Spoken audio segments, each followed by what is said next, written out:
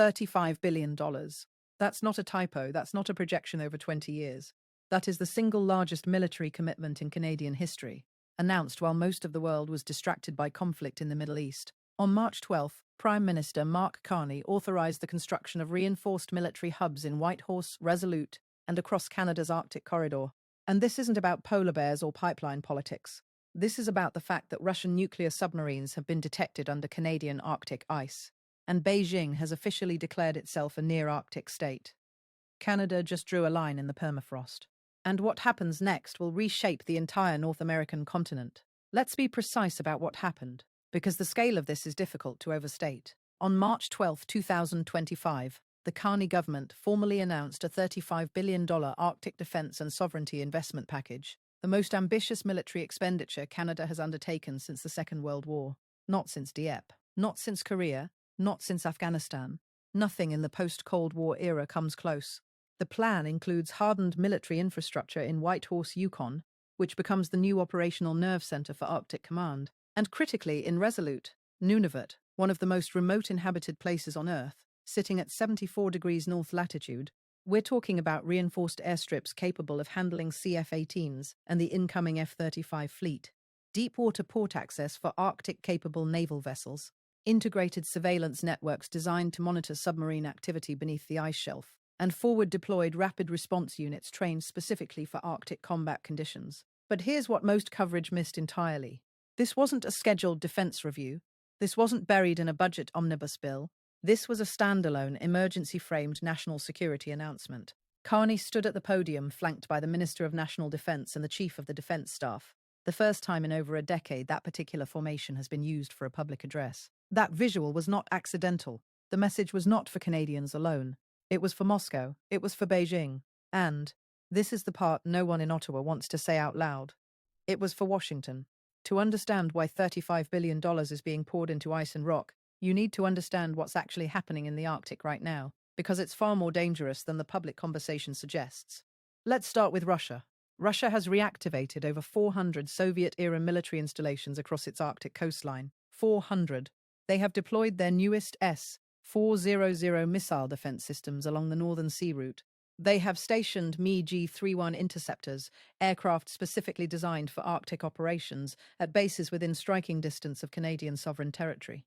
And their submarine fleet, including the Yarsen-class nuclear attack submarines, has been conducting increasingly aggressive patrols under the Arctic ice cap. In 2024, NORAD, the joint U.S.-Canada North American Aerospace Defense Command, confirmed multiple instances of unidentified submarine contacts in waters Canada claims as internal. Let that sink in. Foreign military submarines operating inside what Canada legally defines as its own sovereign waters. And NORAD's own assessment, delivered to both Ottawa and Washington, was blunt. Canada's current Arctic detection and response capability is, quote, inadequate for the emerging threat environment. Now layer in China. In 2018, Beijing officially declared itself a near-Arctic state, a term that has no basis in international law or geography. China is roughly 3,000 kilometers from the Arctic Circle. But legal definitions have never stopped Beijing before. They've invested billions in Arctic research stations. They've built the world's largest non-nuclear icebreaker fleet. They've pursued partnerships with Russia for joint Arctic resource extraction. And, this is critical, they have explicitly stated their interest in commercial and military navigation rights through the Northwest Passage. The Northwest Passage. Canadian waters. That's not a hypothetical geopolitical flashpoint. That is the flashpoint. Because as the ice melts, and it is melting at a rate that has exceeded every major climate model from even 5 years ago, the Northwest Passage is becoming navigable for commercial shipping for longer and longer periods each year. We're talking about a route that cuts the shipping distance between East Asia and Europe by approximately 7,000 kilometers compared to the Panama Canal. The economic value is almost incalculable, and right now multiple nations, including the United States, do not recognize Canada's claim that these are internal waters. That's the threat picture. Russian military hardware to the north, and an American ally to the south that on this specific issue has never fully had Canada's back. And this is where the story takes its most uncomfortable turn, because this isn't just about adversaries, it's about allies. NORAD, the North American Aerospace Defense Command, has been the backbone of continental defense since 1958. It is the most integrated bilateral military arrangement in the world. Canadian and American officers sit side by side in the operations center at Cheyenne Mountain and at the Canadian NORAD region headquarters in Winnipeg. In theory, it's a partnership of equals. In practice, it has never been equal, and everyone in both capitals knows it. The United States provides roughly 90% of NORAD's funding, personnel, and technical infrastructure. Canada has for decades contributed below the NATO benchmark of 2% of GDP on defense spending. Year after year after year, successive Canadian governments, Liberal and Conservative alike, have promised to close that gap. And year after year, they haven't. This has created a slow-burning credibility crisis. American defense officials, particularly in the current political climate in Washington, have grown increasingly vocal in their frustration. The argument from the Pentagon side is straightforward. Canada benefits from the American security umbrella without paying its fair share. And in an era where the United States is re-evaluating every alliance commitment, from NATO to the Indo-Pacific, that imbalance has become politically untenable. Now here's the strategic calculation behind Carney's announcement. This $35 billion commitment doesn't just address the Russian and Chinese threats. It is designed explicitly to neutralize the American argument. By making a massive, visible, undeniable investment in Arctic sovereignty, Canada is doing two things simultaneously. First, it is physically asserting control over territory that it has long claimed on paper but never adequately defended. And second, it is sending a signal to Washington that says, we are serious, we are spending. You cannot use our underinvestment as a justification for marginalizing us in continental defense decisions, because there is a scenario, and it's no longer a fringe scenario, in which the United States simply decides to defend the Arctic on its own terms, without meaningful Canadian input, in which American naval vessels transit the Northwest Passage without Canadian permission, citing international strait doctrine, in which the defense of Canadian sovereign territory is functionally outsourced to an ally that doesn't recognize that sovereignty in the first place. That is the nightmare scenario in Ottawa. And this $35 billion announcement is Carney's attempt to prevent it from ever becoming reality. But military hardware alone doesn't tell the full story, because underneath the Arctic ice sits something that both superpowers and allies want, and that Canada controls. Let's talk about energy, and let's talk about leverage. Canada is the single largest supplier of foreign energy to the United States. Not Saudi Arabia, not Venezuela, Canada. In 2024, Canada supplied approximately 4 million barrels of crude oil per day to American refineries, representing roughly 60% of total U.S. crude imports. Canadian natural gas flows south through an integrated pipeline network that American Midwest and Northeast consumers depend on for heating, electricity generation, and industrial production. And here's the dimension that most analysis overlooks. The Arctic itself contains an estimated 13% of the world's undiscovered oil reserves and 30% of undiscovered natural gas. Much of that sits beneath Canadian territorial claims that are only enforceable if Canada can physically demonstrate sovereignty over the region. This is the link between the military investment and energy strategy. You cannot extract resources you cannot defend. You cannot claim territorial rights over seabed minerals and hydrocarbons if you have no persistent presence, no surveillance capability, and no ability to enforce your own laws in the region. And it's not just hydrocarbons. The Arctic seabed is rich in rare earth minerals, the same minerals that are essential for electric vehicle batteries, semiconductor manufacturing, advanced weapons systems, and the entire green energy transition. Currently, China controls approximately 70% of global rare earth processing.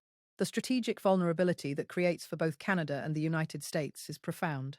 If Canada can establish the infrastructure to access and develop Arctic rare earth deposits, it fundamentally alters the supply chain calculus for the entire Western Alliance. It gives Ottawa a form of leverage that transcends traditional trade negotiations. Energy and critical minerals become not just economic commodities but instruments of geopolitical power. Now consider this in the context of the ongoing U.S. Canada trade friction, the tariff disputes, the softwood lumber battles that have dragged on for literal decades, the dairy market access fights, the digital services tax disagreements, the Buy American procurement provisions that disadvantage Canadian firms. Every single one of those disputes looks different when Canada is sitting on top of resources that the United States desperately needs and cannot easily source elsewhere. Every single one of those negotiations shifts when Canada can credibly say, we are a sovereign Arctic power. We control access to critical minerals. We supply the energy that keeps your economy running. And we have the military infrastructure to back it all up. That is the real strategic architecture behind this $35 billion investment. It's not just a defense play. It's a trade play. It's an energy play. It's a sovereignty play, aimed in every direction simultaneously. But let's be honest about the other side of this equation. because not everyone is applauding. $35 billion is a staggering sum for a country of 40 million people. To put it in perspective, Canada's entire annual defense budget has historically hovered around $25 to $30 billion. This single Arctic commitment exceeds an entire year of national military spending. Where does the money come from? That question is already generating fierce debate in Parliament and among economic analysts. Canada is running significant federal deficits. Housing affordability is a crisis that has defined the political landscape for the past 3 years. Healthcare wait times remain a persistent source of public anger. Infrastructure in major cities is aging. The argument from critics is simple. How do you justify building military installations in Resolute, a community of fewer than 200 people, when Canadians in Toronto and Vancouver can't afford a home? When emergency rooms in Nova Scotia are closing due to staffing shortages? When the national debt continues to climb? It's a legitimate question. And the Carney government has not yet provided a fully detailed fiscal plan for how this commitment will be funded, without cuts to other priorities or significant new borrowing. It's a legitimate question, and the Carney government has not yet provided a fully detailed fiscal plan for how this commitment will be funded, without cuts to other priorities or significant new borrowing. There's also a military readiness question. Canada's armed forces are currently facing their worst recruitment and retention crisis in decades. The Canadian Armed Forces are approximately 16,000 personnel below authorized strength. You can build the most advanced Arctic base in the world, but if you can't staff it, you've built an expensive monument to ambition, rather than a functional military installation. And then there's the Indigenous sovereignty dimension, one that carries enormous weight in the Canadian context. Many of the sites identified for military expansion are located on or near Inuit lands. Nunavut, where Resolute is located, was created through the largest Indigenous land claim agreement in Canadian history.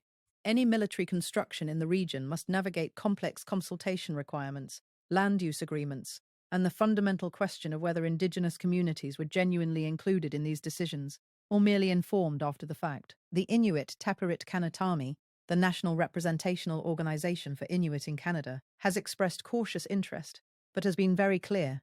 Sovereignty means nothing if it doesn't include the people who have lived in the Arctic for millennia. That tension between national defense urgency and Indigenous rights will define whether this project succeeds or becomes mired in legal and political challenges for years. So where does this go from here? In the near term, watch for 3 things. First, watch the American response. The Pentagon and the State Department have been notably restrained in their public comments. That restraint won't last. The United States will need to formally respond to Canada's Arctic posture, either by welcoming it as a NORAD strengthening initiative or by framing it as insufficient and pushing for greater American operational access to Canadian Arctic installations. The nature of that response will tell you everything about the trajectory of the bilateral relationship. Second, watch Russia's reaction in the Arctic Council framework, or what remains of it. Since Russia's invasion of Ukraine, the Arctic Council has been functionally paralyzed. Russia has signaled it may pursue Arctic claims unilaterally. If Moscow interprets Canada's military build-up as an escalation, we could see accelerated Russian deployments along the polar corridor. That raises the temperature, figuratively and literally, for everyone. Third, watch the federal budget. Carney has made the announcement. Now he has to pay for it. If the fiscal framework isn't credible, this commitment will be dismissed as political theatre by allies and adversaries alike. The numbers have to add up, or the strategic signal collapses. What's clear is this. The Arctic is no longer a frozen afterthought in Canadian foreign policy. It is the central stage on which Canadian sovereignty, American alliance management, Russian military aggression, Chinese strategic expansion, Indigenous rights, energy security, and critical mineral access all converge. And Canada just bet $35 billion that it can hold that stage. This is the kind of story that unfolds over months and years, not news cycles. If you want to stay informed as it develops, subscribe to this channel. We track the geopolitics that actually matter, not the noise. Hit the bell. Leave a comment. Tell us whether you think this $35 billion Arctic commitment is a visionary investment or a gamble Canada can't afford. Because one thing is certain, the ice is melting, and the window to act is closing with it.